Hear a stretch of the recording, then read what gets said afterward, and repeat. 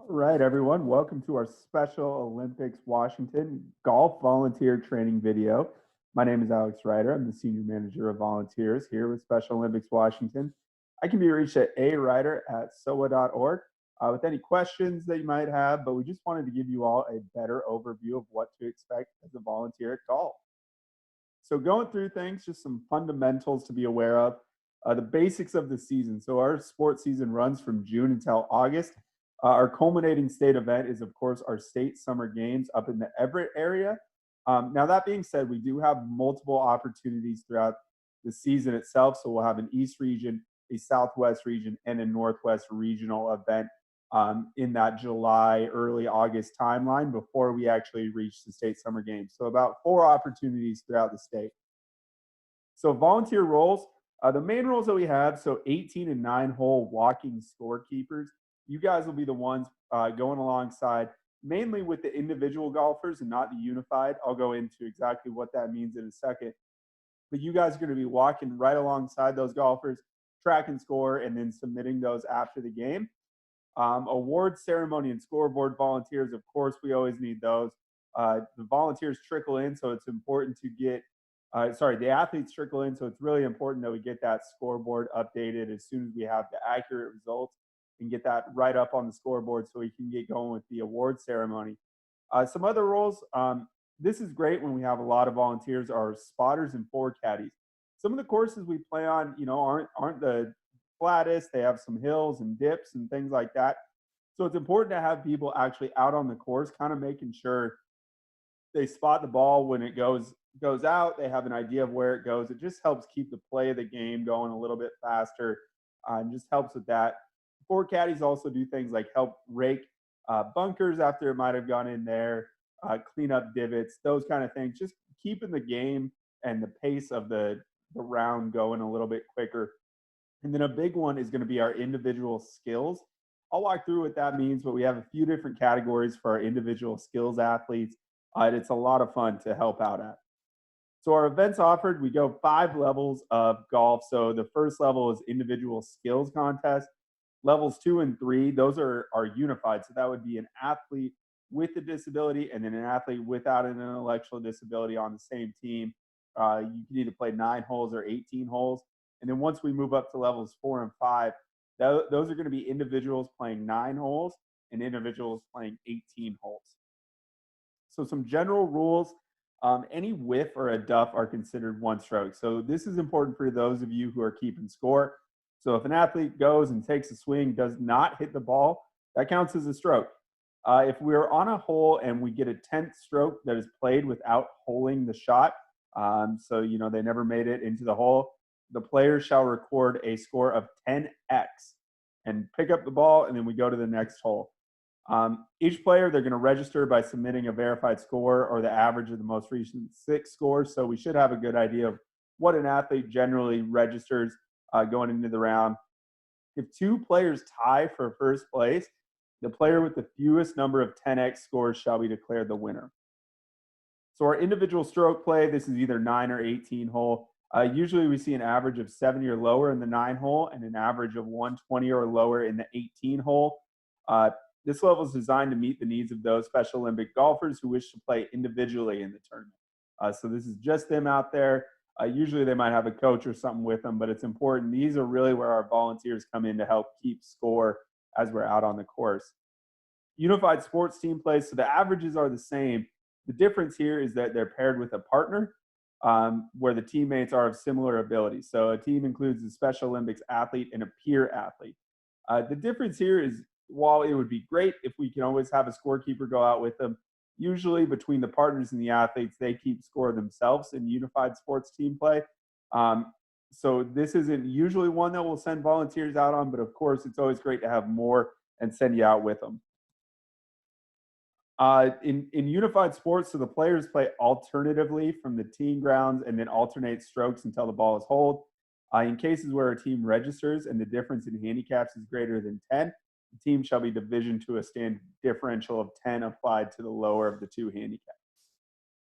Individual skills contest. So this is really the big one where a lot of volunteers are going. In terms of keeping score on actually the course itself, pretty straightforward. Each shot counts as one stroke. But in individual skills, it's a little bit different. So in our first category, we have short putt. What this does is measuring the athlete's ability to putt, focusing specifically on short. So a target hole is selected. We usually just do this on the putting green, and then 2 circles are placed around the hole. The circles are 1.5 and half meter in radius. The athlete will strike 5 putts toward the hole. The putts will be made from a distance of 2 meters. And then we'll have on a score sheet where you can actually track how close they got, whether they got it in the hole, whether they got it in the smaller circle or the bigger circle, or whether they did not at all.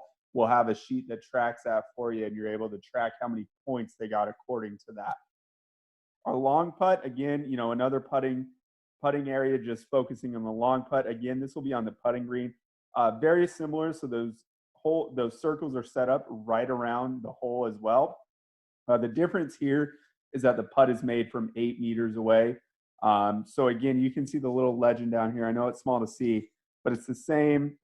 It's going to be the same as before. So once you get into the outer circle, it's 2 points. Once you get into this smaller circle here, that's 3 points. And then finally, if you get it in the hole, that is 4 points. And you get 5 putts towards the hole in long putt. Chip shot. So this is measuring the athlete's ability in hitting chip shots at 14 meters. This is usually done on the putting green or some other surface near it. This chipping area is set up, which includes a 3 meter by 3 meter hitting square. And this is going to be 14 meters from the hole. The hitting area should be between 3 and 4 meters from the edge of the green. And then we're going to have a few circles inside. So we're going to have a 3 meter and a 6 meter radius circle placed around the hole. The athlete's going to be instructed to hit the ball as a designated hole, getting as close as we can. So you can see here, they're going to hit from back here. They're about 14 meters to the hole at this point. Once you get inside the big circle, that's 2 points. Inside the smaller circle is 3. And then finally, if you hole it out, that's going to be 4 points. Our pitch shot. So pretty similar to the chip shot, a little bit different here. This is measuring the athlete's ability in hitting controlled pitch shots in the air. So essentially what we'll do is we'll set up a little barrier that's 5 meters wide by 1 meter high, usually a little fence, something like that. The athlete is going to hit the ball from the teeing area over the net between the poles at a designated flag in the target area. We usually set this up somewhere near the driving range in that area. Essentially, the athlete will be in the hitting area. 5 meters away is going to be the barrier. 5 meters from the barrier is the 12-meter target area. And then within that, we'll have some certain points of how close you actually get it, whether you got it in the circle itself, whether you got it towards the hole, we'll have some points for that. But essentially, the only difference in the pitch shot is that there's actually a barrier that you're going to be hitting it over. All right, so our next area is going to be the iron shot. What this is measuring the athlete's ability to hit an iron shot for distance within a set hitting area. So the athlete is going to be instructed to hit the ball from the teeing area. They can either tee it up or hit it on the ground toward a designated flag in the hitting area, trying to keep the ball within the boundary markers and achieving a distance of more than 90 meters. So we'll have a little hitting area set up here. And then at the 30-meter line, we'll have one marker, 30-meter line, another one, 90-meter line, another one. Ideally, if volunteers feel safe, it is great to have some volunteers out here actually tracking where the ball hits. I know that this is not always a safe option, so don't always go with that. But if possible, it is great to have volunteers out here when we're hitting one at a time. If not, we're just going to have to use our best judgment to see where that ball landed. Our wood shot, very similar. So measuring an athlete's ability to hit a wood shot for distance within a set hitting area. The athlete is instructed to hit the ball from the teeing area or ground toward the designated flag in the hitting area, trying to keep the ball within the boundary markers and achieving a distance of more than 120 meters. So very similar, just the distance is a little bit further here. So as you can see, you get 2 points, 3 points, 4 points as you go up the marker. Again, if possible and volunteers feel safe, it is great to have some out there, especially on these markers here, the flags, just kind of keeping track of exactly where the ball went. Again, this really works best when we're hitting kind of one athlete at a time and you're able to actually see the ball coming at you. So we know that this is not always possible. And then you're just going to have to kind of keep an eye out from back back behind the hitting area. But if possible, it's great to have volunteers out there. Volunteer code of conduct. As a Special Olympics volunteer, I agree that while serving as a volunteer, I will provide for the general welfare, health, and safety of all Special Olympics athletes and volunteers, dress and act in an appropriate manner at all times, follow the established rules and guidelines, report any emergencies to proper authorities after first taking immediate action, abstain from the consumption or use of all alcohol, tobacco, and illegal substances, and of course, not engage in any inappropriate contact or relationship with athletes, volunteers, or other participants. We just want to thank you guys for volunteering. Of course, we're still looking for volunteers at all of our events. Be sure to have your friends and family register. Check out all of our available opportunities by heading to specialolympicswashington.org/volunteer. Like I mentioned, we'll be having Northwest, Southwest, and East regional golf competitions, as well as our state summer games. So plenty of opportunities to get involved. And for confirmation of volunteer hours after you volunteered, you can either email me at arider@sowa.org, and we'll also have those forms on site. And then feel free to use that arider@sowa.org email with any questions that you might have. We just want to thank all you guys for volunteering with us. We can't wait to see you out on the golf course.